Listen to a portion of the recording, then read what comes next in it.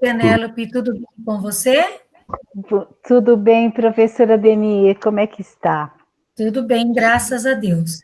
Então, eu vou apresentá-la aos 3 alunos do 9º ano, que, o João Pedro, a Ananda e a Sofia, que fizeram a leitura do seu livro, né? Minha Vida Não É Cor-de-Rosa, e eles farão um bate-papo com você hoje, tá certo? E João, Sofia e Ananda, ela é a escritora Penélope Martins, certinho? Tudo bem? Que vocês tenham um excelente bate-papo, tá bom? Obrigada, professora. Um abraço a todos. Beijo. Beijos, beijos. Estou à disposição de vocês, tá bom? Primeiramente, bom dia a todo mundo. Oi, Esse é o projeto Sofia. Conversando com a Autora, do 9º ano, né, como o Brasil já disse. Conosco a autora Penélope Martins, e para falar sobre o livro dela, Minha Vida Não É Cor-de-Rosa, que foi lido em junho, eu, Sofia Castelo, Ananda Santana e João Pedro Caetano. Penélope, é um prazer estar aqui com você. E, bom, acho que nada mais justo do que começar perguntando o que te inspirou a escrever esse livro. Então, obrigada. Eu fico muito feliz de estar reunida com vocês. Um livro só dá sentido mesmo, só se completa quando existe um leitor, né? Porque a gente escreve, se ele ficar lá fechado, ele não completou o sentido dele, né? Vocês dão sentido para a narrativa existir. Então, muito obrigada, fico muito feliz de estar com vocês. Essa pergunta, Sofia, é uma pergunta assim muito... seria muito fácil de responder, mas ao mesmo tempo é muito complexa. Então, porque assim, o que nos move a escrever? Na verdade, primeiro existe esse lugar, né? O que move um escritor, uma escritora a escrever? E a escrita literária, ela acontece como algo urgente na vida do escritor, né? É como um pintor que não consegue viver longe das tintas, entende? O escritor, ele é aquela figura que ele precisa desse meio de expressão para viver. É uma necessidade, uma urgência. Então, começa por aí. Quando as pessoas falam assim para mim, por exemplo, eu quero escrever um livro, eu pergunto, você quer escrever um livro ou você quer ser escritor? Porque ser escritor, a gente não consegue deixar de ler e escrever todos os dias, entende? É uma coisa muito urgente para a gente. E então, começa por aí. Segundo, que com relação ao Minha Vida Não É Cor-de-Rosa especificamente, é um tema, a igualdade, o direito à igualdade e como a nossa sociedade se comporta com relação a essas questões de gênero, né, que despertam, inclusive, debates inflamados, as pessoas com más interpretações, né, porque às vezes acham que os adultos, ou educadores, ou escritores, ou artistas que falam desse tema, querem transgredir a cabeça dos jovens, querem fazer os jovens ser isso ou ser aquilo, e não é nada disso. Quem pensa igualdade, pensa que quer defender um lugar em que todas as pessoas sejam tratadas com dignidade, independentemente do seu gênero, ou da sua orientação sexual, ou da sua classe social, né? Então, assim, acho que a defesa da igualdade, ela parte para esse lugar. Isso é uma coisa que me interessa desde cedo, acho que desde antes de eu ter a idade de vocês, né? Então, assim, o tema do Minha Vida Não É Cor-de-Rosa passa por esse lugar, então me interessa muito. E também me interessa muito pensar a minha infância, pensar a minha adolescência, porque a pessoa adulta que eu sou hoje é resultado desses processos, entende? É muito fundamental essa fase que vocês estão vivendo. Uma fase de descobertas tão fortes, tão impactantes na vida da gente, que a gente vai levar isso para o resto da vida. E não é só levar, a gente vai ter que voltar muitas vezes na memória e pensar, poxa, por que que eu penso assim? Por que que eu reajo dessa maneira? Por que que eu tenho, que eu me ligo nesse tipo de pessoa? A gente sempre revisita esse lugar da infância e da juventude. Então, por essas coisas todas, Sofia, é, eu me inspiro a escrever, entende? Por isso que eu te falei que é muito complexo, né? Porque são coisas simultâneas, tudo acontece ao mesmo tempo, são várias reflexões, como se fosse uma grande cebola com muitas camadas, né? E, e é isso. Que legal, eu acho muito lindo tudo isso. Ai, De que verdade. bom. Que bom, é sinal que quando a gente acha lindo, a gente se expressa dessa forma assim, eu acho muito lindo, é que toca, né? É que faz sentido pra gente, né? E eu fico satisfeita quando eu escuto esse tipo de coisa. Eu tenho me comportado de uma maneira com os leitores, jovens e crianças, né? Porque eu também escrevo para crianças menores, né? E, e não só para adolescentes. Mas eu tenho me comportado da mesma maneira que eu sempre me comportei com os meus filhos. Eu não subestimo a inteligência de vocês e nem a vivência de vocês, porque eu não gostava de ser subestimada, entende? Eu acho que vocês, assim como uma criança de 3 anos, de 2 anos, cada um tem um universo próprio, tem uma visão já de mundo, já existe uma visão de mundo, né? Que vai se somando. A única coisa que difere é que com a idade a gente tem mais experiência, entende? Mas a gente não pode subestimar as pessoas por causa da faixa etária. Volta para o negócio da igualdade, né? Mas e aí, quem mais? Eu queria perguntar como foi para você o desenvolvimento dos personagens durante o livro. O sentimento que você colocou neles, a inspiração para eles, como foi desenvolver eles de acordo com a história. Que personagem que você gostou mais, João? Eu não sei não, eu gostei de muitos. Eu achei muito legal o jeito que você retrata eles durante a história. É, você sabe que eu escutei de vários garotos, né, dos meninos mesmo, assim, que os namorados dela, principalmente o Beto, inspiram muito um comportamento, assim, de diálogo mesmo, né? Não que ele não pise na bola, todo mundo pisa na bola, né? Não existe uma pessoa perfeita. E os personagens também não são perfeitos, porque eles são espelhados no comportamento humano. Mas essa sua pergunta, João, é muito interessante, sabe? Quando a gente vai fazer uma história, se eu tivesse feito uma história dela, contando ela sem pensar ninguém, só ela contando os pensamentos dela, teria sido mais fácil. Porque aí eu mergulharia numa figura só, né? Mas ao longo da história, quando a garota do livro vai contando a história, assim, eu fiquei com vontade de contar outras histórias que aconteciam, e aí eu tinha que trazer pessoas, e aí você tem que criar essas pessoas, né? Você tem que criar e dar uma coerência para essas personagens, um traço de personalidade e uma coerência com esse traço de personalidade. No Minha Vida na Cor-de-Rosa, eu me inspirei em muita gente que passou pela minha vida, e muita gente que existe até hoje na minha vida. Eu me inspirei nessas pessoas, e dois nomes que estão no livro correspondem com as pessoas de verdade.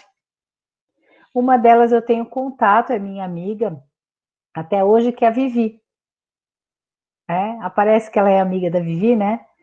A Vivi de verdade não é a Vivi do livro, né? A Vivi do livro foi trabalhada como personagem, mas realmente era uma amiga que eu tinha no colégio e que é minha amiga até hoje, é uma grande jornalista e escreve muitíssimo bem, se chama Viviane Zandonade, e ela tem um blog super legal, ela escreve para periódicos, mas ela escreveu durante muito tempo para revistas, né? E agora a gente está numa fase que esse universo das revistas praticamente não acabou, né? E a Viviane escreve muito sobre... ela faz essas reflexões de comportamento a partir de experiências culinárias. Muito bonito o blog dela, chama Sem Receita. Se vocês puderem visitar, é muito interessante. É uma grande escritora. E aí, quando eu terminei o livro, a gente se reuniu, eu e a Vivi, falei, Vivi, desculpa, eu não troquei seu nome, você está no livro. Ela ficou super feliz, né? Ela falou, eu falei, não é exatamente você, mas é você. Mas ela gostou, ela ficou muito feliz.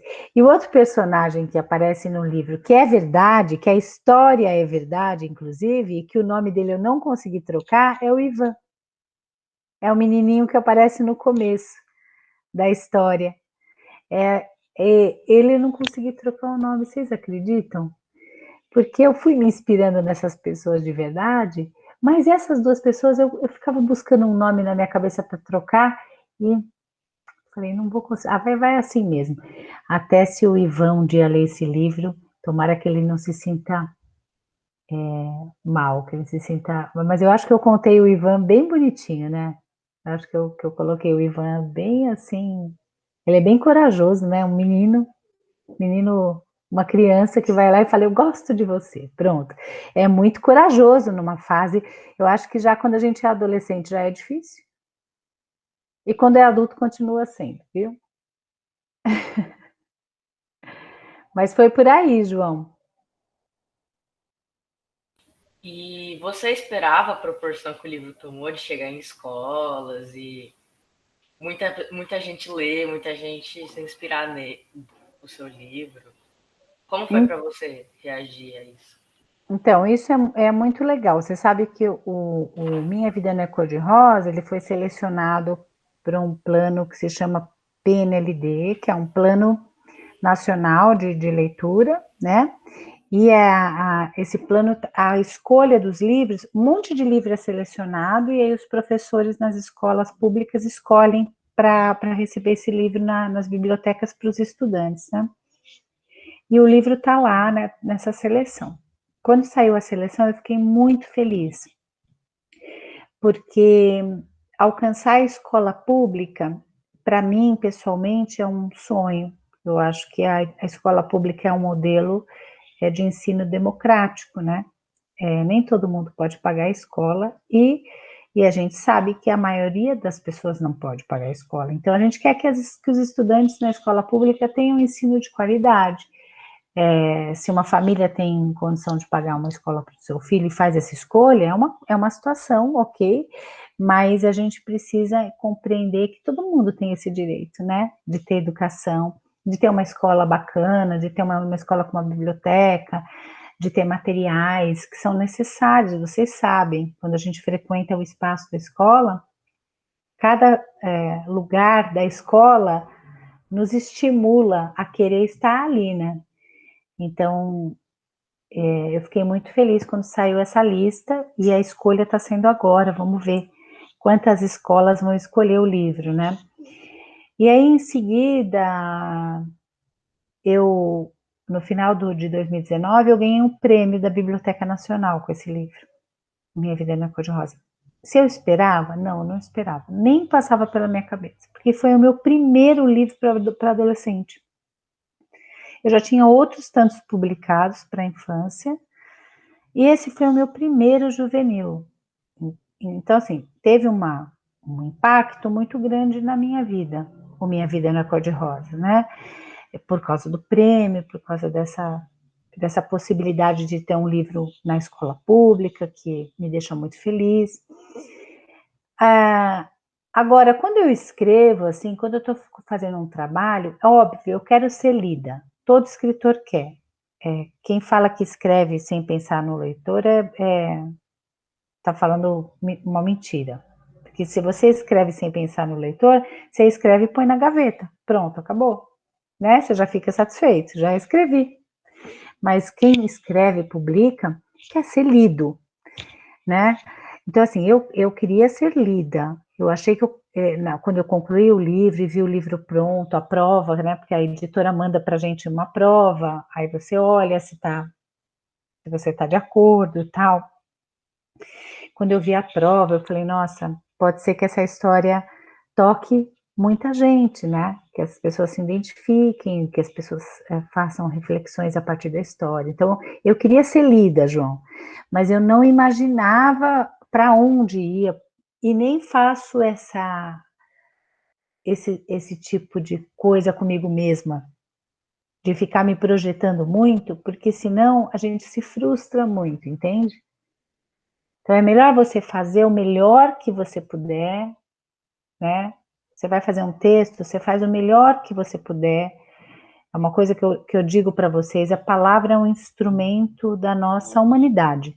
Então, vocês, quando estiverem falando ou estiverem escrevendo, deem o melhor de vocês.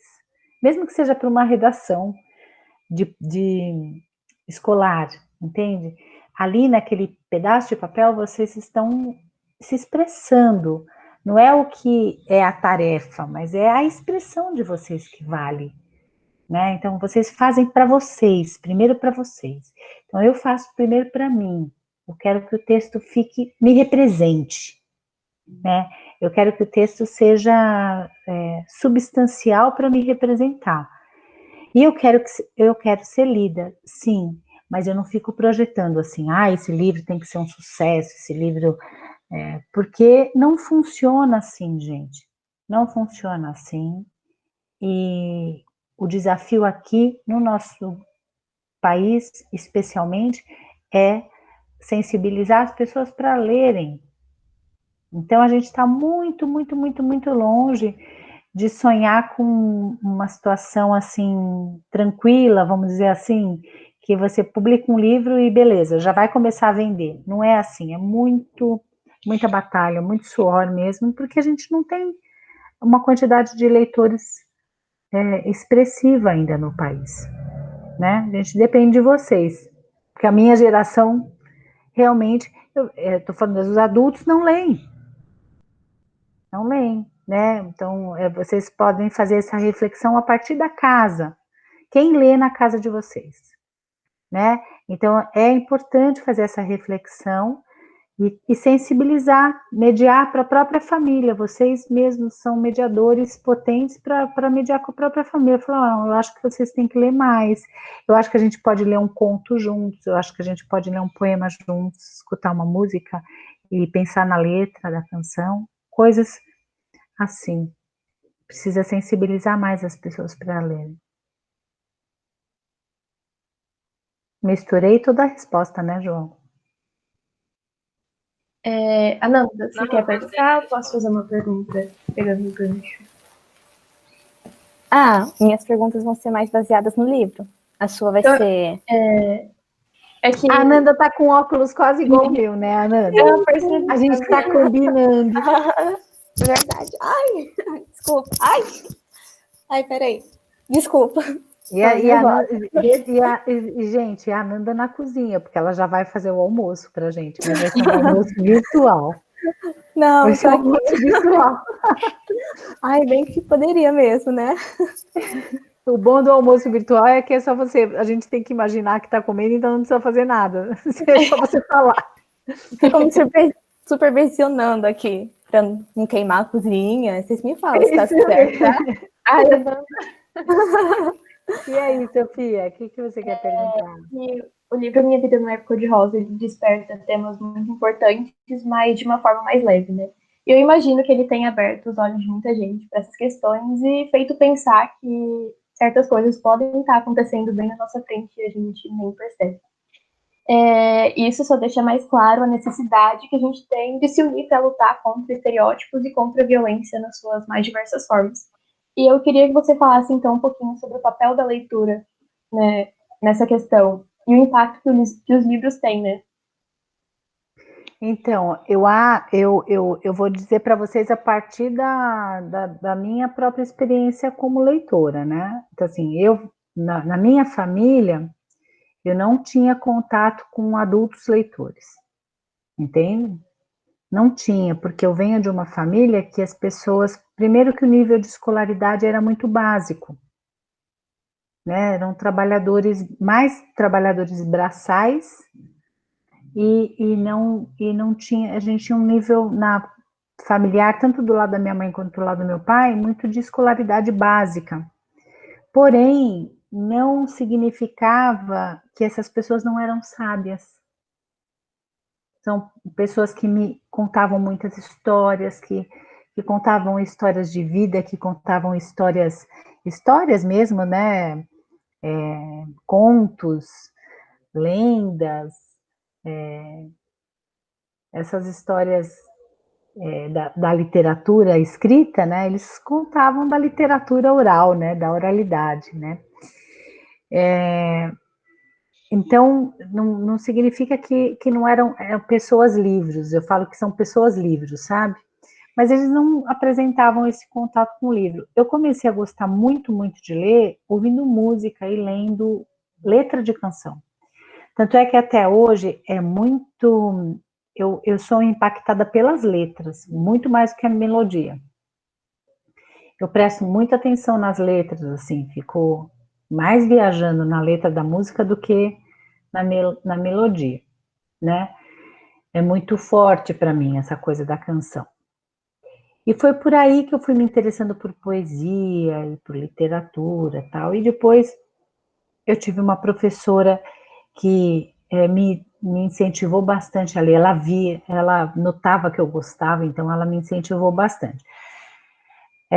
O que significa para mim a leitura nesse processo de formação cidadã, Sofia, e, né, da gente se consolidar como pessoas pensantes, né, pessoas que têm autocrítica e crítica para o mundo, é ver que quanto mais a gente lê, mais a gente tem contato com esse instrumento que é a palavra, entende? A gente consegue afinar a forma da gente se expressar. E eu acho que esse aspecto é muito, muito relevante da leitura. Quanto mais vocês terem contato com a leitura, e eu digo assim, qualquer leitura, tá? Quadrinhos, romance, conto, poesia, letra de música, qualquer leitura. Quanto mais vocês tiverem contato, mais vocês vão desenvolver a capacidade de vocês dizerem as coisas. Isso é fundamental para tudo. Porque você imagina você ter uma relação, por exemplo, romântica, amorosa, íntima com alguém, sem se comunicar. Não dá. Você precisa estabelecer. As relações que não têm comunicação estão fadadas ao fracasso, né? Uma relação entre pais, filhos, familiares sem comunicação. Sem uma comunicação clara, sem uma comunicação que não deixa as pessoas na dúvida, na angústia, na desordem, né? Na desordem mental e emocional. Então, a palavra é um meio de sobrevivência para a nossa espécie. Então, quanto mais vocês lerem, mais vocês vão conseguir fazer uma reflexão sobre si mesmo, sobre a própria existência, mas também se relacionar com o outro, que é essencial para existir. Então, eu acho que esse é o ponto fundamental, entende? Esse é o ponto fundamental da leitura, né? A leitura, por isso que ela tem que ser um direito para todo mundo, que todo mundo tem que ter esse direito de se desenvolver. Né? Eu acho que a leitura, ela age nesse lugar. Fora que a arte, enquanto arte literária, se você pensar que a literatura é arte, assim como a pintura, como o cinema, como, né? Porque o contexto do livro na escola, ele toma um contexto muitas vezes pedagógico. E a gente tem que aprender a separar as coisas. Às vezes vocês leem um livro, e aí esse livro está dentro de um projeto pedagógico. Fala, nós vamos fazer um trabalho com esse livro. E a gente não lê literatura para fazer um trabalho. A gente lê por ler. A gente lê para a gente pensar com a gente mesmo, para a gente conversar com os outros leitores a respeito do livro. Só que na escola existe, às vezes, esse contorno, um projeto, para desenvolver vocês em outras habilidades. Isso é ruim? Não, não é ruim. faz parte do processo da escola, do processo de educação. Usar um texto literário, né? Usar um livro para desenvolver vocês em outras potências da linguagem, né? Gramática, interpretação de texto, e mesmo o estudo da literatura no tempo, né? Os movimentos literários que aconteceram, os tipos de estética, tudo isso a gente aprende na escola. E dá sentido mais para frente na vida. Muita coisa que vocês estão aprendendo hoje em dia, que vocês falam, ai, poxa, por que eu estou aprendendo isso? Lá na frente vocês falam, nossa, eu aprendi isso, sabe? As coisas vão retornando. Mas a gente não lê para fazer algo. A gente lê porque a gente precisa se expressar. E o livro faz esse diálogo com a gente da autoexpressão. Entende? A gente precisa sempre lembrar que o livro é uma possibilidade artística, uma possibilidade de contato com a arte. Assim como você escuta música, que eu aposto que vocês adoram música, né? A gente é um povo muito musical, brasileiro é muito musical. Assim como a gente escuta música, não vive sem... Vocês se imaginam vivendo sem música? Vivendo sem cinema, né? Vivendo sem, não sei quem gosta de anime, de animação, vivendo sem essas coisas, não, né? Vocês não se imaginam. Então, da mesma forma é o livro, entende? Quem mergulha nessa de ser leitor e de viver descobrindo novas narrativas ficcionais e passeando pelos gêneros diferentes, né? O fantástico, o maravilhoso, os contos de terror, de suspense. Quem vive esse gosto, né, de ser um agente ali na leitura, é como quem vive com a música, entende? É porque se alimenta daquilo, sente beleza naquilo. É essa atmosfera da arte, né? Ela leva a gente para dentro e para fora, para dentro e para fora. Mas é diferente de um contexto de vocês fazerem um trabalho com o meu livro, entende? Num projeto pedagógico, por exemplo. Eu fico mais tocada quando eu vejo que os leitores gostaram do livro, que pensaram nas próprias vidas, nos próprios relacionamentos. E tudo bem, fizeram lá um projeto, ok, serviu para outras coisas, mas o que me interessa mais é essa parte de sensibilizar para reflexões sobre a própria vida, né? Respondi, Sofia? Mais ou menos. Agora, Respondeu, então tá bom. A Sofia é séria, ela... assim, eu fico pensando... Sofia, você já sabe que tipo de profissão você vai querer ter? Eu ainda tenho muita dúvida quanto à profissão que eu quero seguir, mas... Ainda bem, né? Porque você tem 14 anos, né? Sim, mas ultimamente eu andei pensando seriamente em direito. Tem cara mesmo. O pessoal fala mesmo. Eu sou advogada, você sabe, né? Uhum. Muito bem. E aí, Ananda, você vai nessa ou não? Já fritou os bifes? não. Olha, tá aqui as panelas. Adoro. Ih, travou a Anandinha. Vamos vocês, que tem mais? Tem mais alguma pergunta? A Ananda travou mesmo. Eu queria perguntar, o que você acha que a gente pode trazer do livro para a nossa sociedade para melhorar a igualdade, deixar o egoísmo de lado e ver que todos somos iguais e que a gente precisa ter respeito? Porque muita gente não vê isso. É mesmo, né, João? Muita gente não vê.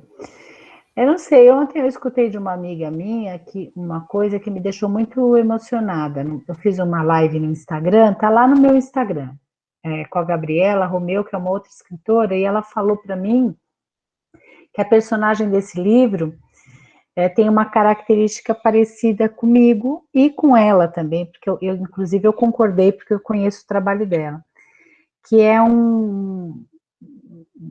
uma valorização da escuta. Nós somos pessoas que a gente valoriza escutar, né? As histórias das outras pessoas, os saberes das outras pessoas. Então, eu acho que primeiro a gente tem uma questão aí, João, de escuta. Acho que a gente está muito afastado de escuta. As pessoas têm muito a dizer, pouco a escutar. E tanto é que a gente vê, acho que o ambiente de rede social, ele é bem tóxico nesse sentido, né? Porque de repente todo mundo começou a querer ser celebridade e blogueiro, youtubers, e a gente percebe pouca disposição para escutar, para ler, para se esclarecer, né? Seja por variados meios. Eu acho que primeiro tem essa questão da escuta. Acho que no livro, se vocês prestarem atenção, a personagem é uma personagem que escuta muito, inclusive escuta muito a si mesma, né? Ela vai enfrentando as situações a partir de uma escuta silenciosa que ela faz nela mesma. Ela fala, mas por que, né? Eu tô agindo assim.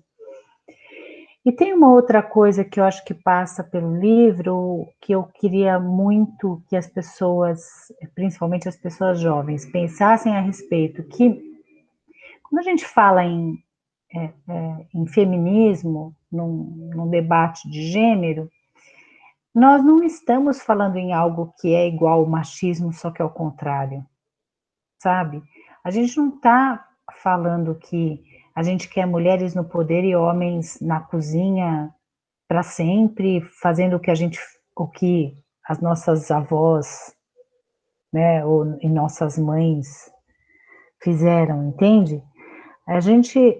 O feminismo, ele vem discutir condições iguais, ou seja, um casal hétero, uma família hétero convencional, um pai e uma mãe, tem um filho, os dois são responsáveis por aquele filho, né? Todo mundo come na casa, todo mundo pode aprender a cozinhar, né? Todo mundo gosta da casa limpa, todo mundo tem que se propor a participar desse processo que é viver em comunidade. A família é nosso primeiro núcleo de vida em comunidade, e esse egoísmo, João, que você relatou tão bem, você falou que é muito fácil de achar, ele começa nessas questões, sabe? Tipo, eu deixo o meu lixo para o outro, né? E eu não me comprometo com a minha vida. Então, assim, eu acho muito bonito, tem uma filosofia no Japão que diz assim, que a gente tem que deixar o ambiente melhor do que estava quando a gente chegou. Então, você vai num banheiro da escola, imagina essa cena, vocês vão no banheiro da escola, a pia tá cheia de água, cabelo, papel fora do cesto. Então, assim, as pessoas, é o básico, né? Você precisa usar uma água que você joga para escovar o cabelo, deixou cair um monte de cabelo, não vai recolher o cabelo. Então, assim, a gente tem que pensar a gente entrando nesse banheiro de novo. Como que a gente queria que ele estivesse, né? Então, assim, esse trabalho de olhar para a vida em comum, João, ele começa em casa, ele começa nas pequenas coisas. Aí depois a gente vai para uma sociedade um pouquinho maior e mais complexa, que é a escola, que a gente convive com pessoas de famílias diferentes, com hábitos diferentes. E aí a gente tem o desafio de respeitar essas diferenças, né? Respeitar essas diferenças, né? Nem todo mundo precisa ser assim ou assado. Então, a diversidade, ela começa ali, naquele convívio com a escola. E aí depois a gente vai para a vida fora do muro da escola, né? E a gente leva com a gente essas vivências desses núcleos anteriores, entende? Então, eu acho que o desafio de olhar para a igualdade é o desafio de olhar para as coisas pequenas. O que eu posso fazer me comprometendo, me colocando como alguém responsável, e não como alguém que está encostado no outro, no trabalho do outro, na resolução do outro. Acho que isso a gente tem que pensar sempre. E eu estou falando tudo isso para vocês, não pensem que eu não falaria isso para um grupo de adultos, porque acontece em diversas faixas, as pessoas terceirizam a responsabilidade. Sabe o que é terceirizar, né? Vocês sabem o que é terceirizar? Sabem, né? Já aprenderam isso, né? Então, terceiriza a responsabilidade. Fala, vou jogar esse papel aqui na rua, porque depois passa o varredor de rua, né? Eu vou deixei o lixo do meu quarto lá, da minha escrivaninha, transbordando, a minha mãe recolhe. Então, essas pequenas coisas, João, alimentam esse comportamento humano egocentrado, sabe? Vou fazer o que me dá prazer, o resto deixa que outra pessoa resolve, né? E aí fica muito difícil, né? Fica muito difícil. Eu acho que a gente tem que trabalhar essas pequenas coisas, e eu acho que isso está muito presente no livro.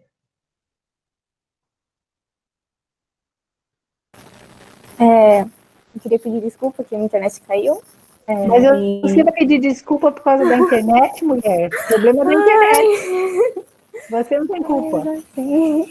Tá. Você ficou bonitinha, você ficou congelada assim, ó. Pelo menos ficou bonita. Pelo menos ficou sorrindo. Não ficou fazendo careta. Já que você falou sobre um casal hétero tocando nesse assunto, então eu queria falar sobre a família do Beto. A família do Beto tem uma composição meio distinta do que a sociedade está acostumada a ver. Os pais são melhores amigos, só que o pai dele é homossexual e não casou com a mãe, mas tiveram ele. E que você conhece alguém que possua esse tipo estrutural de família? Ou você já viu falar? Conheço várias. Sério? Conheço várias famílias que são homoafetivas, que têm filhos, né? E conheço histórias assim de pessoas que se juntaram porque queriam ter uma família com filhos, mas que na verdade tanto a mãe quanto o pai tinham uma orientação sexual para uma afetividade, entende?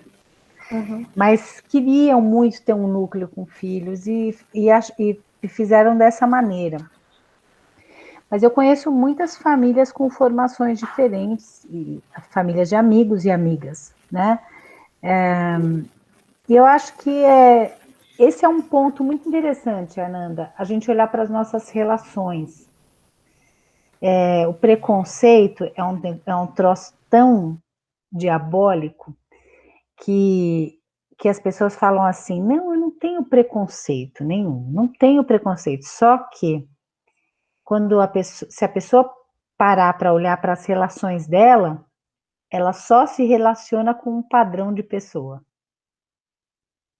Uma pessoa da mesma classe social que ela, uma pessoa da mesma cor que ela, uma pessoa com cultura semelhante que a dela, uma pessoa com orientação sexual que ela aceita dentro da família dela, né? Existem famílias até que acham que fazer os filhos conviverem com uma família homoafetiva, de repente eu vou influenciar o meu filho a ser gay, ou a minha filha a ser lésbica. Não tem nada a ver. Porque se assim fosse,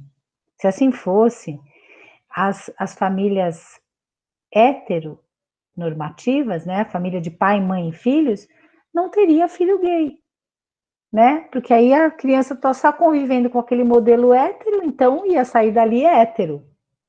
Se essa convivência bastasse, mas não é, a orientação sexual é uma coisa que vai para além do ambiente externo, né? Tem questões ali que são da formação do sujeito, né? Há quem diga que tem até questões genéticas envolvidas, né? Mas eu acho que existe essa questão, Ananda, no livro do Beto, que eu fiz questão de contar, que eu acho que é uma característica da família do Beto, que é muito influenciadora do comportamento dele. Ele tem a mente mais aberta, ele é mais presente no diálogo, ele provoca a personagem a falar, não, mas você não vai contar para os seus pais, né? Joga aberto com eles. Por quê? Porque ele vem de um núcleo familiar que tiveram que jogar sempre aberto com ele. Que o pai tem um namorado já, e a mãe tem uma namorada, entende? Então, assim, se os pais não jogarem aberto com ele, como que ele ia sobreviver? Ele tem que ser fortalecido, né? Porque ele vive numa sociedade que é preconceituosa. É como uma criança, um adolescente, uma pessoa negra que vive numa sociedade racista. A família tem que fortalecer o discurso, um discurso de combate ao racismo. Então, a mesma coisa acontece com o Beto. Eu acho que o Beto é uma personagem ali fundamental para levar esse lugar, né? Para a gente ver nele muita maturidade, muita empatia, beleza, né? A gente sente o Beto assim, um personagem que dá vontade de ser amigo, de ser namorado, de ser namorada, sei lá. Ele é uma personagem muito carismática. Mas a Mariana, que aparece no começo, que é amiga dela, também é apaixonada por ela. Se você recuperar a narrativa, você vai perceber que a Mariana tem uma relação com ela que é diferente. Mas, tanto é que quando ela se muda de cidade, a Mariana se afasta. Por que a Mariana se afasta? Então, isso que eu ia perguntar para você. Chega no final do livro, fala assim, a Mariana, eu vou tentar conversar com ela. Aí acaba o livro e eu fiquei tipo, mas o que aconteceu com a Mariana? Ela foi conversar, o que deu? Eu queria te perguntar, o que aconteceu com a Mariana? Nossa, aí vocês é que tem que imaginar o que aconteceu com a Mariana. Só se um dia eu escrever a parte 2, né? Pode escrever. Mas o leitor tem que ficar livre para pensar as possibilidades. Né? Eu gosto dessas coisas, dessas janelas abertas no final de alguns livros, que a gente pega e fala, poxa, mas e aí, né? Ai, poxa, eu acho que aconteceu isso, que aconteceu aquilo. Porque aí vocês interferem na narrativa, né? Você cria uma história. Uhum. Mas essa questão da orientação sexual, ela aparece no livro com esses dois personagens, a Mariana e o Beto. A Mariana é de uma família heteronormativa. Ela é apaixonada pela personagem. Então, assim, se vocês recuperarem lá, começar a ler de novo, com esse olhar, vocês vão perceber, assim, que a Mariana não é uma amiga, simplesmente. Ela olha para a Olivia como mais do que uma amiga. Ela quer cuidar da Olivia, ela quer ficar, né? Ela tem uma coisa mais forte ali. Entende? Mas elas são novinhas, elas cresceram juntas, aí tem um momento que ela se afasta com a mudança da Olivia, por quê? Ela precisa dar conta daquilo. E ela é de uma família que tem pai, mãe, certo? O Beto, em contrapartida, ele namora com meninas. Ele é hétero, mas ele vem de um núcleo hétero? Não. Então, eu acho que isso é interessante, a gente começar a olhar que as coisas não são assim como contaram pra gente, sabe? Dentro de uma caixinha, né? E a gente tem que se preocupar mais com a dignidade do ser humano do que com a orientação sexual dele. Com quem ele namora, é problema dele, né? Uma vez, aqui, meu pai tem 71 anos. Uma vez aqui em casa, a gente conversa muito na minha família, a gente tem muito diálogo. E intergeracional, o vô com os netos, todo mundo junto, tendo conversas sérias, né? E divertidas também. E aí, uma vez o meu pai falou para mim assim, filha, eu acho que um homem pode amar outro homem, tudo bem, podem ser companheiros, podem viver juntos, mas vai se relacionar intimamente um homem com um homem, isso não é natural. Foi a fala do meu pai. Aí eu falei para ele assim, por que não é natural, pai? Ele falou, não, você imagina, e assim, na hora da intimidade, o casal, como assim um homem com outro homem? Aí eu falei, pai, você fica imaginando o que acontece quando um casal, homem e uma mulher, vão para a sua intimidade? Aí ele falou, não. Eu falei, então por que você quer imaginar o que acontece quando dois homens vão para a sua intimidade? Isso é problema deles. Isso é uma questão deles, né? Eles se respeitam.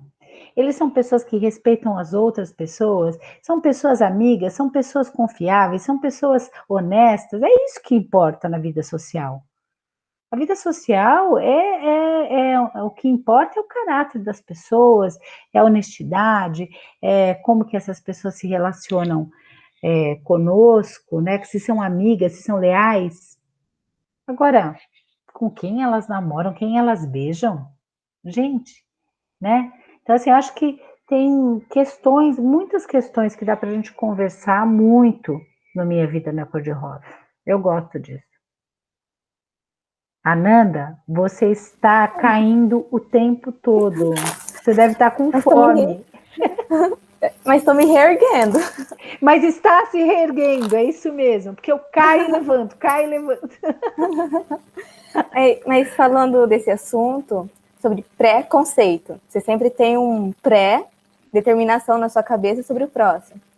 Um professor meu sempre dizia, a gente não deve usar aquelas ataduras de cavalo que você só olha para frente, você tem que abrir, você tem que ampliar o seu espaço de visão.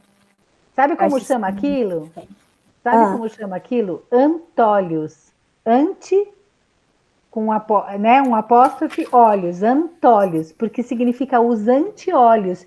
É assim, ó, é como um antídoto para o olhar, como um limitador do olhar. Então, assim, eu ponho aquilo no cavalo para ele olhar só para frente. E aí, com o reio, né? Você já andou a cavalo? Não. O reio do cavalo passa pela boca do cavalo. E aí, se você puxar o reio da esquerda, ele vira a cabeça para a esquerda. E aí, ele, olha para a esquerda. Ele só olha se alguém puxar o reio. Ele só olha para o lado se alguém puxar o reio. Eu não quero ser essa pessoa.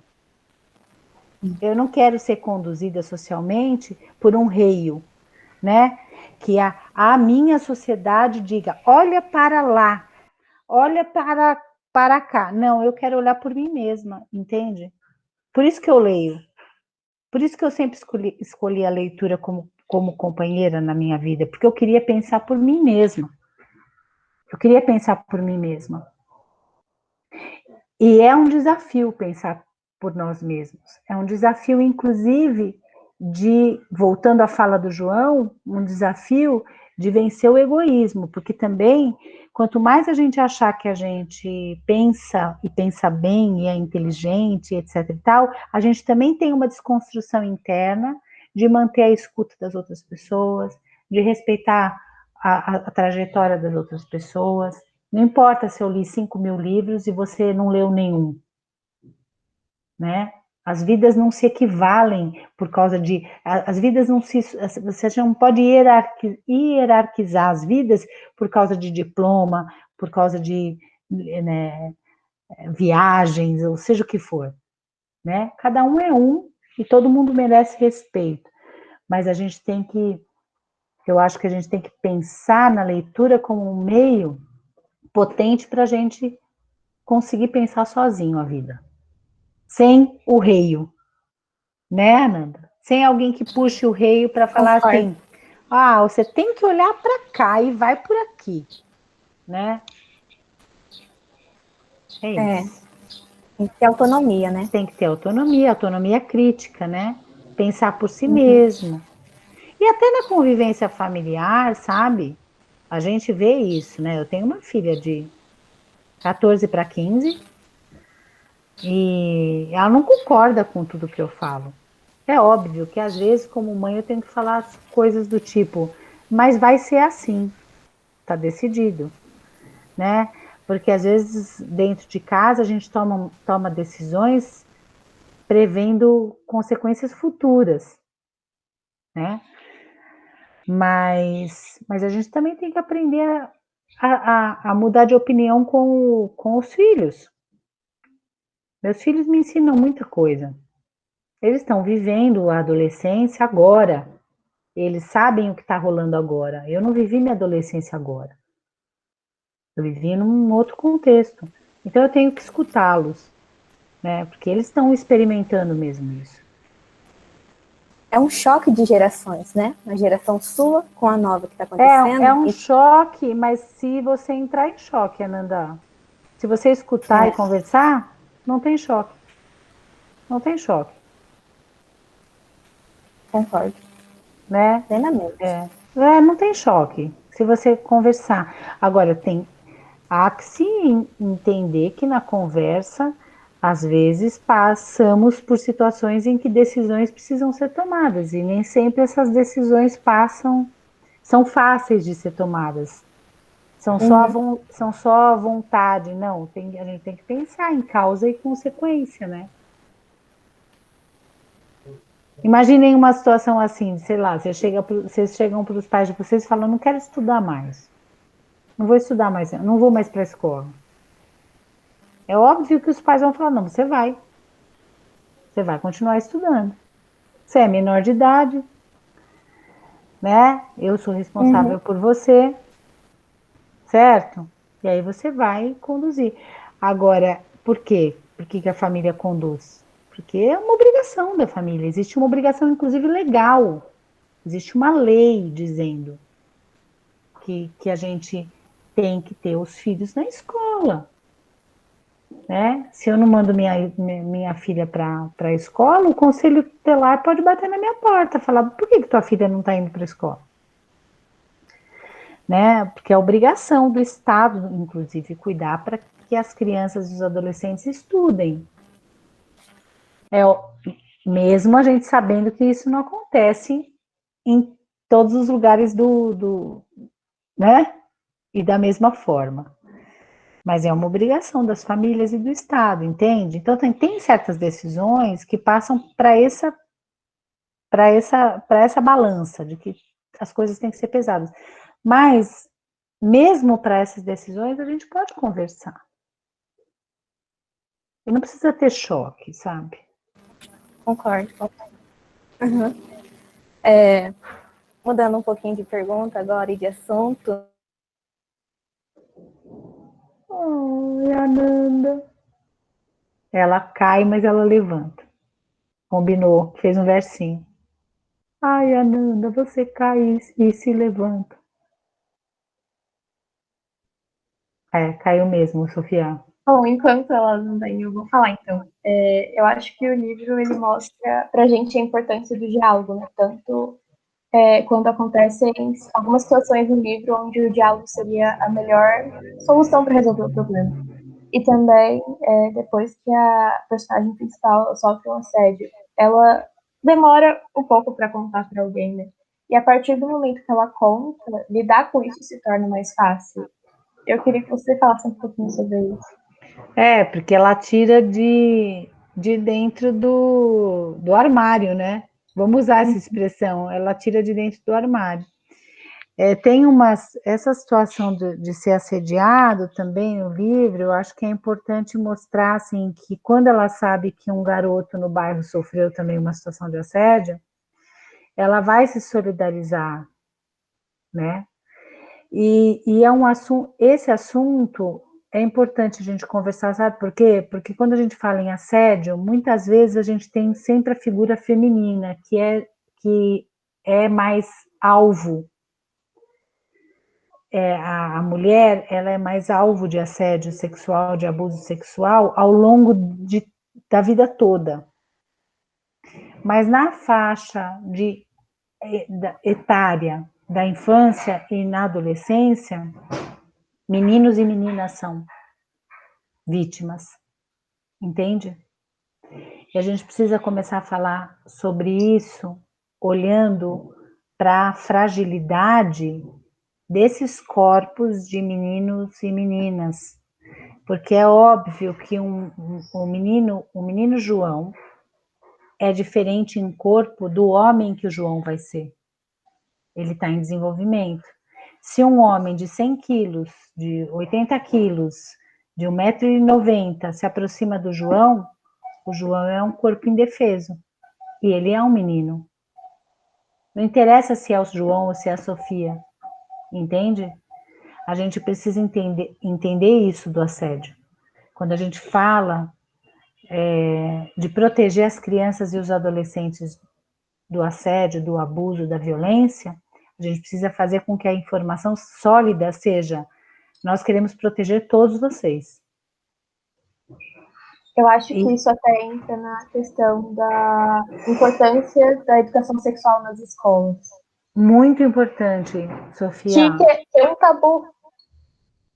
Vencer o tabu, trabalhar com o diálogo, enxergar que a questão sexual é uma questão natural, mas que a violência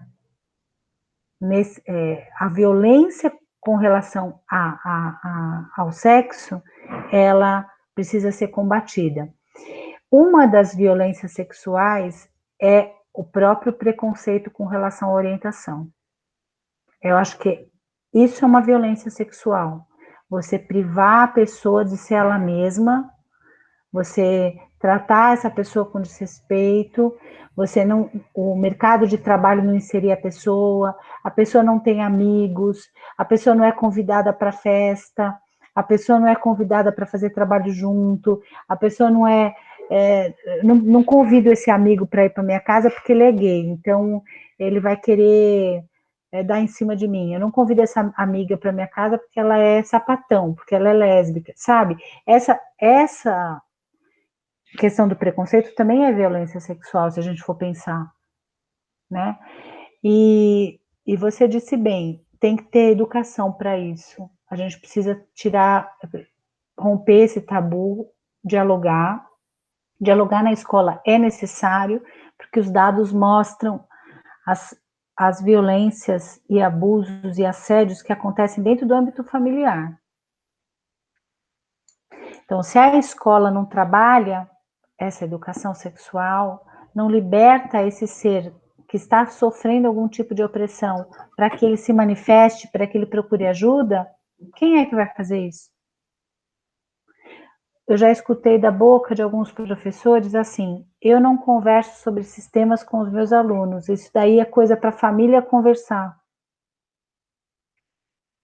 E aí eu vou perguntar para vocês, e se esse adolescente ou essa adolescente, como eu já conheci, eu conheci meninas que foram estupradas várias vezes dentro de casa pelo padrasto.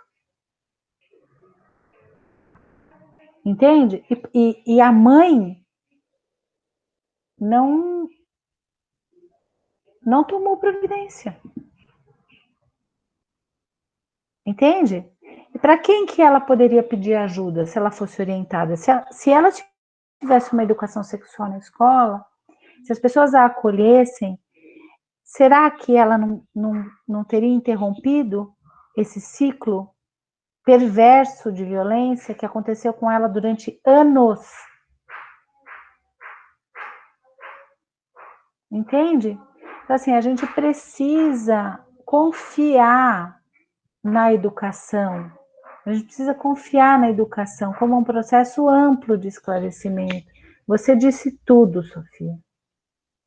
Não pode ser tabu. Não pode. Ananda, fala, querida. Você voltou. Voltei. Já migrei da cozinha para cá, para a sala, tô migrando cada vez mais. Mas então, continuando, já dando um gancho no que vocês estavam falando, a personagem, a Olivia, ela disse que conforme ela vai crescendo, vai criando quadris, as coxas dela vão engrossando. E por isso ela evita de usar short nos meios familiares, por causa daqueles tios ou tias sem noção. O que você pensa sobre isso? Você acha que uma família devia respeitar e parar de, tipo, ficar reparando? Ou... Ananda, é óbvio que eu vou concordar com você mais uma vez. É claro que tem que respeitar. Mas olha, como mulher feminista, eu vou falar uma coisa para vocês. E prestem atenção. A gente tem que lutar pelos nossos direitos, sim. A gente tem que lutar por respeito, sim. Mas a gente não transforma as pessoas. As pessoas é que se transformam, se elas quiserem. Então, o que eu quero dizer com isso não adianta a gente pegar e falar assim, meu corpo, minhas regras, vou sair pelada na rua. Ninguém tem nada a ver com isso. Tudo bem, saia. Só que você vive numa sociedade machista, misógina, violenta. O fato de você falar a frase meu corpo, minhas regras, não te protege. Então, assim, a gente precisa aprender o limite das coisas, sabe, Ananda? A gente precisa equilibrar o limite das coisas. Limite das coisas. É óbvio que a gente tem que lutar para que as pessoas entendam que os corpos devem ser livres, que os corpos não devem ser objetificados. Mas, em contrapartida, a gente tem uma sociedade de consumo o tempo todo que objetifica as pessoas.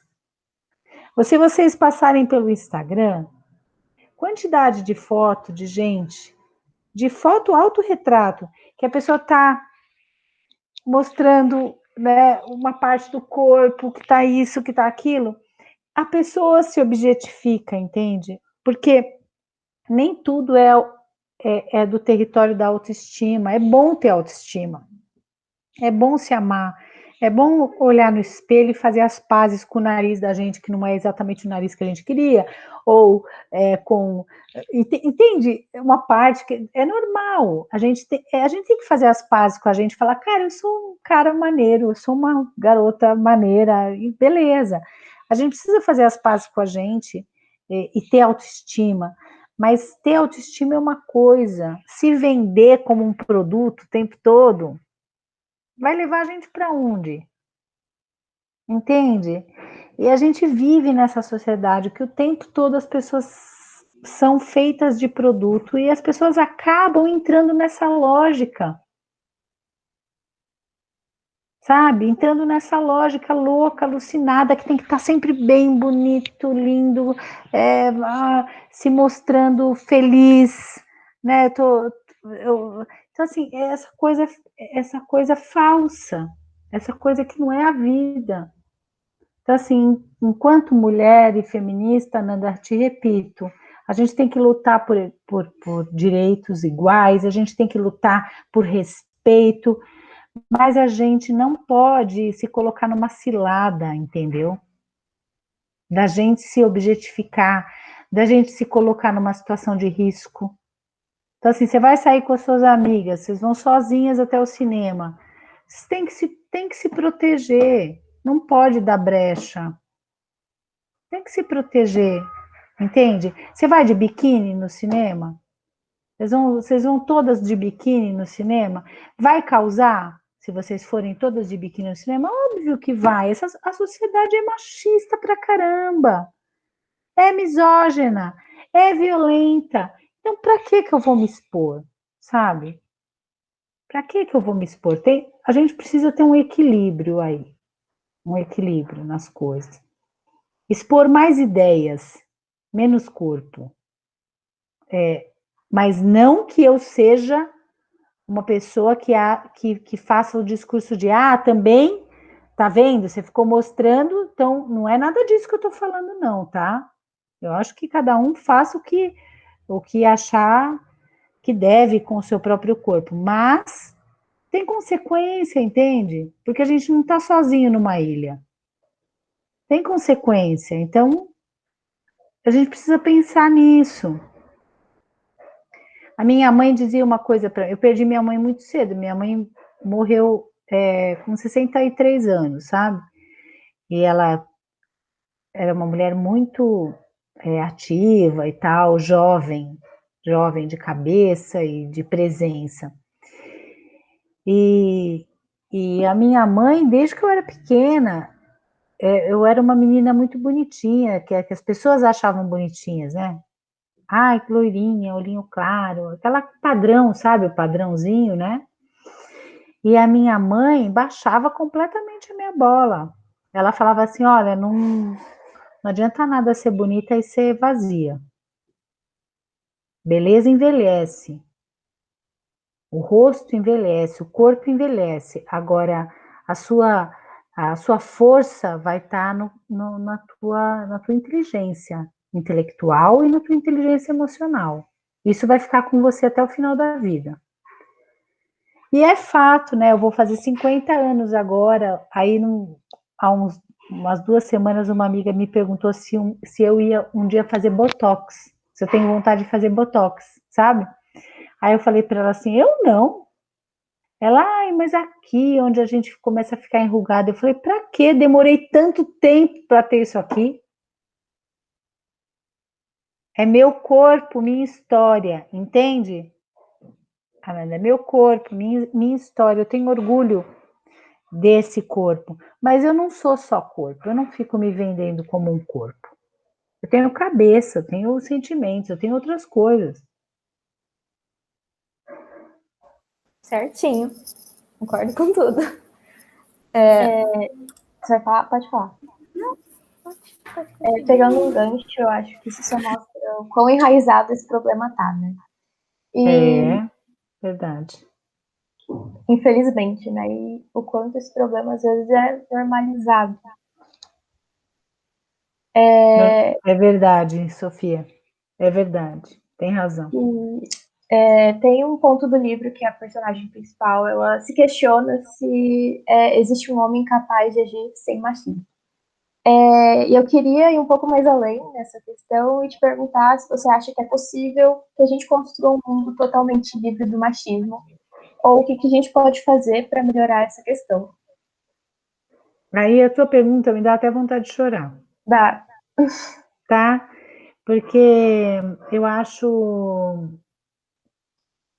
O que eu vou falar para você, Sofia, como um carinho enorme para a mulher que você vai ser, que você está se tornando, para a Nanda, para o João, para todo mundo da turma que escutar. O que eu vou falar para vocês é o seguinte: façam o melhor que vocês puderem e confiem que a história é maior, entende? Quando não sei se vocês conseguirem entender assim, façam o melhor que vocês puderem por tudo que vocês acreditam, vivam a vida o melhor que vocês puderem. Não se esqueçam de quem vocês são hoje, quando vocês estiverem com 40 anos. Não deixem a vida sugar vocês para essa coisa, para essa máquina de consumo desenfreado, de objetificação dos corpos, de machismo, de violência. Não...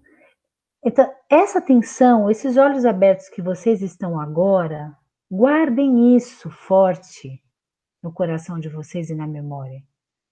Porque é esse lugar de vocês hoje, esses pensamentos, essas primeiras impressões de mundo, as primeiras reflexões que vocês têm hoje na adolescência, se vocês guardarem isso muito fundo em vocês, quando vocês estiverem com 30 anos, 40 anos, 47 que nem eu, vocês e bater aquela dúvida, aquela descrença, sabe, Sofia?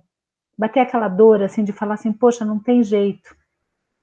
Vocês vão lembrar de vocês hoje, sentados aqui falando, se manifestando, e aí vocês vão falar assim, não tem jeito sim, peraí. Eu já tive 14 anos, e eu acreditei que tinha jeito, então eu vou continuar acreditando até o fim. Tem que fazer que nem a Nanda. Caiu, levanta, volta. Caiu, levanta. Caiu, levanta. Faça o seu melhor. Se comprometa com quem vocês são de verdade. O mundo vai tentar mudar muito vocês. Para o bem e para o mal. Muito para o mal. O mundo vai tentar mudar. Então, assim, criem consciência de quem vocês são hoje.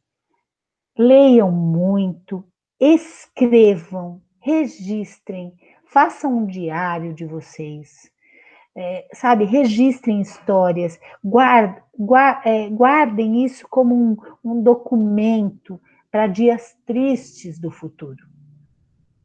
Porque eles vão vir. Virão muitas alegrias, mas virão os dias tristes também. E nos dias tristes, esse diário, esse caderno do que vocês são, dos ideais de vocês, das utopias, da visão de mundo que vocês acreditam, esse documento vai ser precioso para levantar vocês.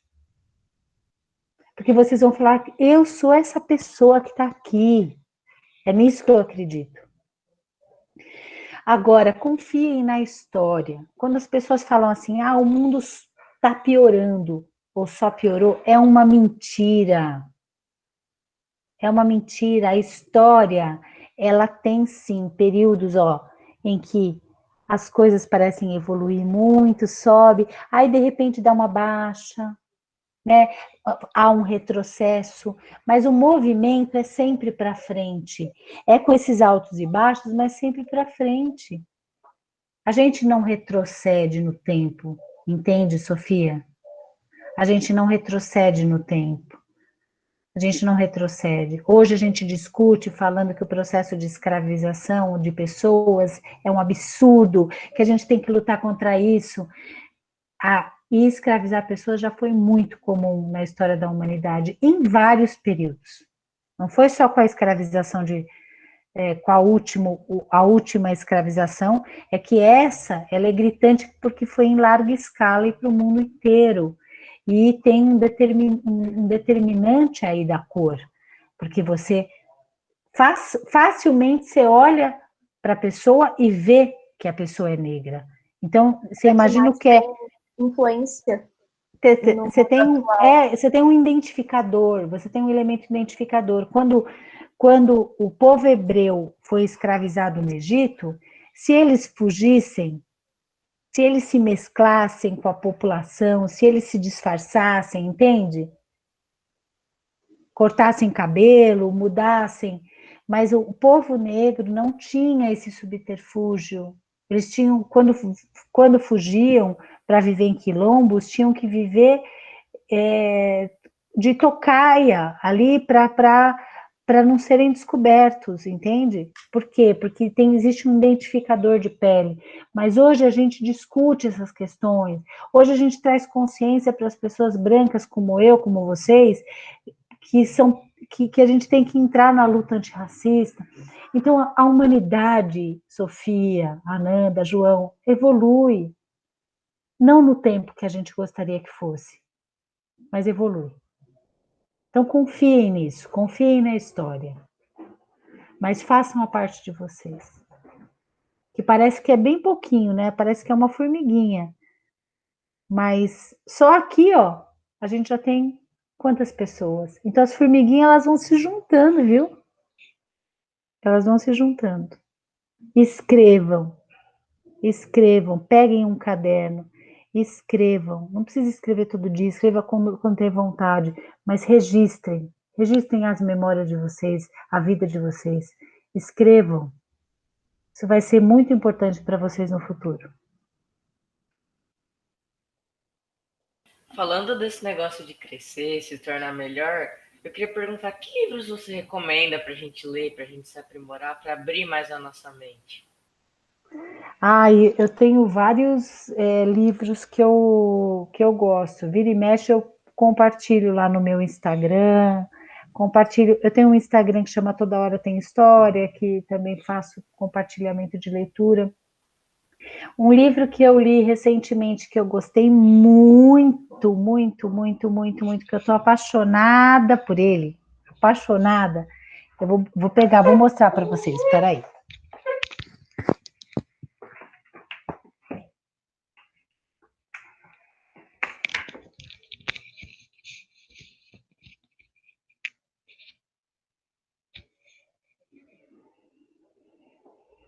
Vou mostrar 2 livros que eu li faz pouco tempo, tá bom? E que os dois casam, assim, com um monte de coisas que a gente conversou aqui. Um deles é de crônica, é uma delícia para vocês lerem, inclusive porque o autor fazia essas crônicas no Facebook dele. Sabe, naquele lugar do Facebook? Como é que você está se sentindo hoje? Aí ele escrevia lá uma história, uma crônica, né? E aí ele foi compilando e saiu esse livro aqui. Se chama Como Subir em Árvores. É do Tiago de Mello Andrade. Ó, também é da Editora do Brasil, tá bom? Esse livro aqui é sensacional, gente. Eu tô apaixonada por ele. Sabe aquele livro que você lê a mesma história 50 vezes? As histórias são curtinhas, é a história de 2, 3 parágrafos, 4 parágrafos, são histórias bem curtinhas. Então é aquele livro que está aqui bem pertinho de mim. Aí às vezes eu pego, abro, meio que assim, abro aleatoriamente e leio uma história. E a gente tem vontade de ler a mesma história milhares de vezes. É uma delícia de livro. É um livro que toca em pontos muito sensíveis, mas vai botando a gente para cima, Nanda. Vai colocando a gente para cima. Agora, o outro livro é um livro mais dolorido, mas eu achei sensacional ter lido, adorei. Toca em questões fundamentais para a gente entender violências sociais, né? Esse livro é baseado numa história real, que foi a integração dos estudantes negros no liceu de crianças e adolescentes brancos, que aconteceu nos Estados Unidos. Ó, a capa do livro tem um design bem arrojado, então às vezes tem gente que não consegue ler o título, mas o título é Aos 16. Ó, dá para ver? Dá para ver escrito aqui? Sim, sim. O nome do livro é Aos 16. É lindo, inclusive, porque tem umas ilustrações de uma ilustradora que eu adoro. Olha a guarda do livro. Eu adoro essa ilustradora, que é a Linoca. Ela faz umas ilustrações assim, ó.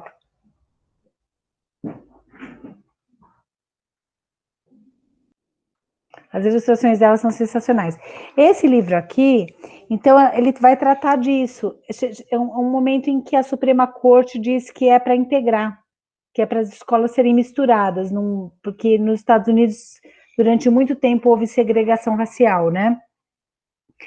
Os escravizados foram libertos, mas eles eram segregados, então tinha banheiro público para negro, banheiro público para branco, escola dos negros, escola dos brancos, ônibus tinha que ser separado, não era para os negros se misturarem aos brancos. E aí a Suprema Corte decide que não, está na hora de integrar, parar com isso, com a segregação.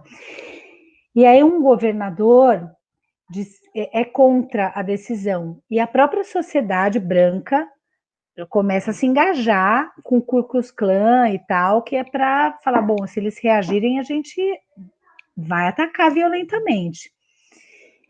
E na escola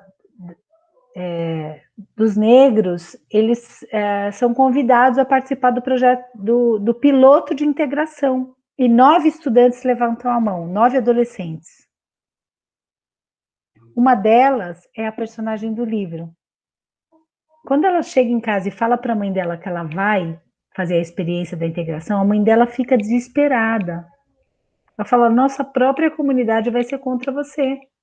E dito e feito, ela tem toda a sociedade branca contra ela e a própria comunidade negra contra ela, a não ser o núcleo do ativismo mesmo, que a apoia, que dá suporte, né?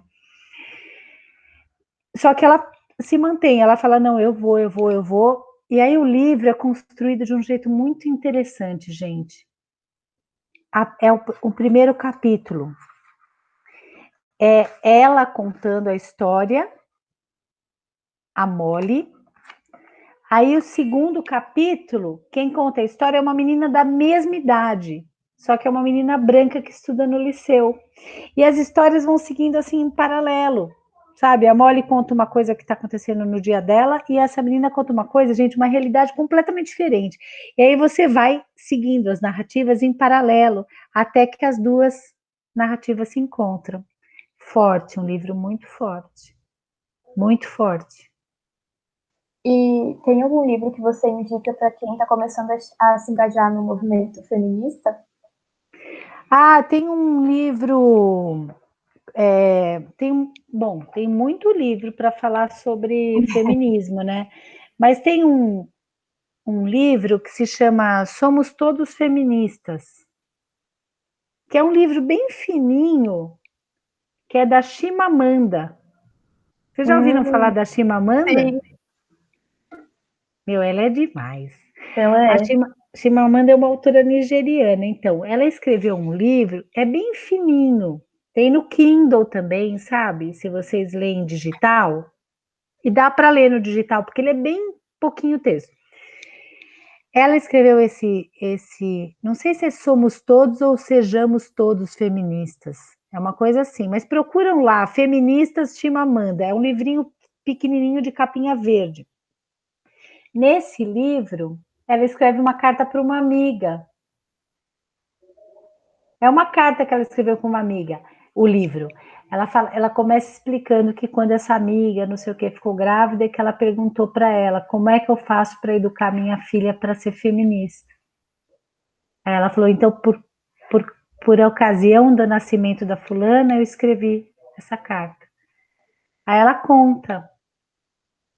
Ela faz reflexões sobre uma educação feminista. É lindo. Muito bacana mesmo. Um outro que eu gosto bastante é que não está aqui, eu acho que está lá na minha sala. Eu tenho várias estantes na casa espalhadas, então eu estou aqui no canto que eu trabalho, né? Eu tenho um outro também, da Márcia Tiburi, que se chama Feminismo em Comum. Muito Eu bom. li o livro dela. Não esse, mas outro.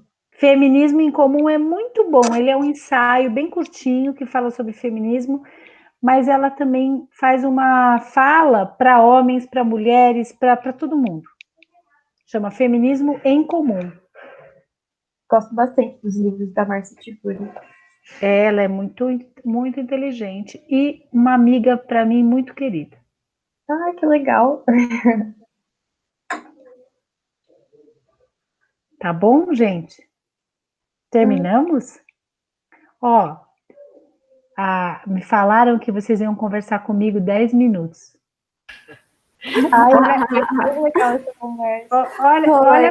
Olha quanto tempo faz que a gente está conversando, olha. Faz muito tempo. E dá para conversar mais uma hora, né? Mas eu ficaria mais uma hora, assim. Sem problema. Vai tendo assunto, né? Vai. Eu fico muito feliz que vocês tenham essa disposição, né? Essa disposição de ficar ouvindo, enfim, e pensando em outras possibilidades de leitura. Vou insistir com vocês, façam realmente um percurso da própria narrativa, separem isso, separem essa possibilidade aí para vocês, sabe, de vocês terem um caderno de vocês, um lugar que vocês colhem coisas, escrevam, desenhem, coloquem seus pensamentos, o que vocês quiserem lá dentro, sabe? Façam isso, até porque, até nesses processos de leitura, de ler de ler coisas e descobrir, muita coisa vai vir na cabeça de vocês. E aí a gente precisa dar vazão para esses pensamentos. É por isso que papos assim são gostosos, né? Porque a gente pega e fica dando vazão para um monte de coisa, às vezes, que a gente está pensando sozinho. Eu queria te agradecer, porque você está aqui hoje com a gente, você aceitou fazer esse bate-papo. Sempre aceitarei. Sempre aceitarei. Ah, eu queria fazer mais disso. Pode fazer. Continuar Eu fazendo. apoio. E também agradecer porque você ampliou mais um pouquinho minha mente sobre o que eu disse do cavalo, e você foi melhorando, sobre as coisas do Beto também que a gente estava falando. Então, eu queria muito agradecer você por estar aqui com a gente hoje. Muito obrigada mesmo. Continua com o seu ótimo trabalho. Obrigada, viu, gente? O ano que vem, talvez ainda esse ano, mas com certeza no começo do ano que vem vai sair outro livro meu juvenil na Editora do Brasil. Não vou falar o título, porque ainda é surpresa, mas é uma história de uma garota de 15 anos muito bonita. Muito bonita. É um encontro dela com a mãe, assim, muito, muito, muito, um livro muito sensível. Então, fiquem atentos, atentas. Se vocês puderem ler o Como Subir em Árvores, leiam. Eu acho que vai ser um livro inspirador para vocês também escreverem mais. Sabe? Se vocês tiverem coragem, disposição emocional para ler aos 16, leiam. É um livro mais político, é um livro mais... tem que ter força emocional para passar por alguns episódios, porque são... a gente vê alguém sofrendo a agressão, as agressões que a garota sofre, é pesado, né? É pesado. Mas a gente precisa... Por que a gente precisa dessas narrativas? Porque a gente precisa dar contorno nas coisas. A gente precisa nomear as coisas. Quando uma criança nasce, a gente precisa dar um nome para uma criança. Porque você não vai passar uma vida chamando o coisinho, o coisinha, aquele lá. A gente precisa de um contorno, de identificação, de dar um nome. E a mesma coisa acontece com os fenômenos sociais. A gente precisa dar contorno. A gente precisa dar contorno para os sentimentos. A gente precisa falar, isso é angústia, isso é depressão, isso é euforia, a gente precisa dar contorno para os sentimentos, porque senão a gente também não se resolve. Não, a gente está vivendo uma época, gente, que nunca existiu tanta gente tomando remédio de tarja preta para vencer depressão. Por quê? Porque as pessoas se sentem completamente abandonadas, né? Claro que é uma doença, a depressão, mas existe muita gente que está tomando remédio que de repente poderia não estar, poderia estar passando por essa situação sem o uso de um psicotrópico, né? Então a gente precisa fortalecer a nossa mente, o nosso emocional. Então esses livros, às vezes, que são um pouquinho mais duros, falar, por que eu vou ler isso, né? Chorei, eu li e chorei. A gente precisa disso para a gente conseguir ficar forte para a vida real, sabe? Então, se vocês tiverem oportunidade, leiam esse, sim. Eu acho que vai ser bacana para vocês, tá bom? E fiquem atentos aí. No Instagram, como no Instagram não tem limite de pessoas, aí eu falo para todo mundo juntar ali no Instagram, inclusive quem quiser me mandar mensagem e tal, pode mandar por ali que eu respondo. No Facebook não, tem um limite, né, de pessoas. Aí o perfil tá cheio, acabou. E então juntem-se lá no Instagram, quiserem qualquer coisa, mandem mensagem, tá bom? Que eu respondo. Vira e mexe, tem estudante que me pede coisa. Ah, eu tô lendo aqui, quero saber não sei o que, eu mando. E mandem também fotos de vocês com o livro, que aí eu republico.